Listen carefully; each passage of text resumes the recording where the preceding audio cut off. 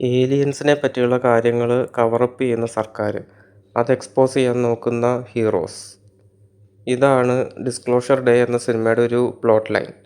പക്ഷേ തിരക്കഥയിലേക്ക് വരുമ്പോൾ സിനിമ മൊത്തത്തിലൊരു ആവറേജ് ഫീലാണ് തരുന്നത്.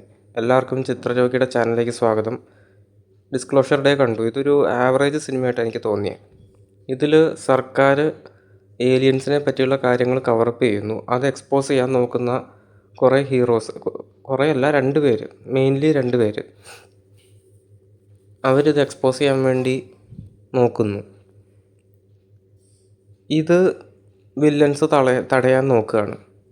വില്ലന്മാർ ഭയങ്കര പവർഫുൾ ആയിട്ടുള്ള ആൾക്കാരാണ്. അവർ ഗവൺമെൻറ്റായിട്ട് റിലേറ്റഡ് ആണ്. അവരെങ്ങനെയെങ്കിലും ഇത് സ്റ്റോപ്പ് ചെയ്യാൻ നോക്കുന്നു. ഈ സിനിമയുടെ ഭൂരിഭാഗം സീനുകളും ഇവർ ഈ ഹീറോസിനെ പിടിക്കാൻ നോക്കുകയാണ്. എങ്ങനെയെങ്കിലും അവരെ തടയാൻ നോക്കുകയാണ്. അവരാണെങ്കിൽ ഓടി രക്ഷപ്പെടുന്നു. ഇതാണ് ഭൂരിഭാഗം സിനിമയിലും കാണിക്കുന്നത്.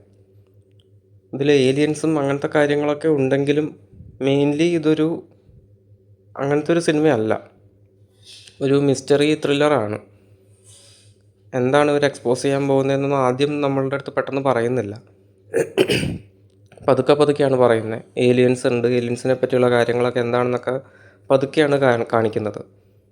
അപ്പോൾ ഇവർ കൂടുതലും ഇവിടെ നിന്ന് ഇങ്ങനെ രക്ഷപ്പെട്ട് പോയി വില്ലൻസിൻ്റെ അടുത്തുനിന്ന് എങ്ങനെയെങ്കിലും രക്ഷപ്പെടാൻ നോക്കുന്നു. വില്ലൻസ് പിന്നെയും അവരെ എങ്ങനെയെങ്കിലും തേടി വരുന്നു. അപ്പോൾ നല്ലൊരു ടെൻസ് ആയിട്ടുള്ള കുറേ മൊമെൻറ്റ്സ് ഇതിനകത്തുണ്ട്. ഇതിനകത്തെ ആ ടെൻസ് മൊമെൻറ്റ്സ് എല്ലാം നല്ല രീതിയിൽ ചെയ്തിട്ടുണ്ട്.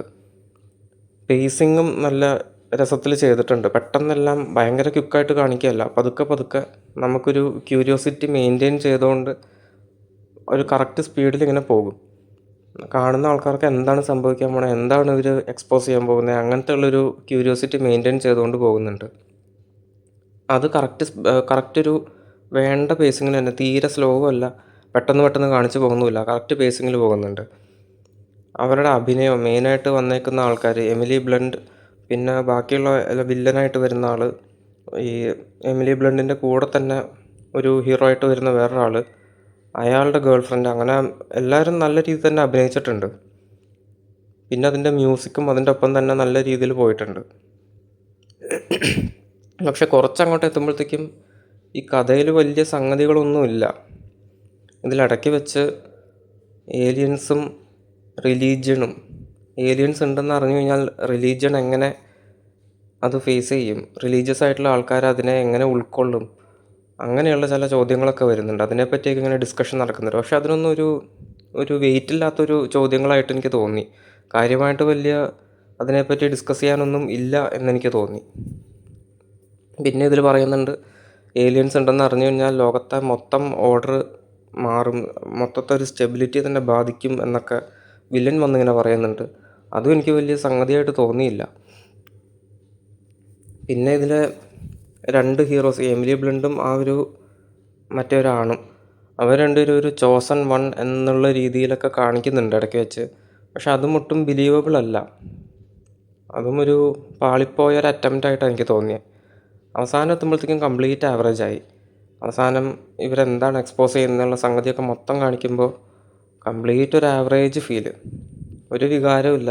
എന്തൊക്കെയോ കാണിക്കുന്നു, അവർ വലിയ ഇമ്പാക്റ്റ്ഫുള്ളായിട്ട് എന്തൊക്കെയോ കാണിക്കാൻ നോക്കുന്നുണ്ട്. പക്ഷേ ആ ഒരു വേണ്ടത്ര ഒരു ഇമ്പാക്റ്റ് അതിന് വരുന്നില്ല. കാണുമ്പോൾ ഒട്ടും തന്നെ ഒരു നനഞ്ഞ പടക്കം എന്നുള്ള രീതിയിൽ അവസാനം അങ്ങ് പോയി.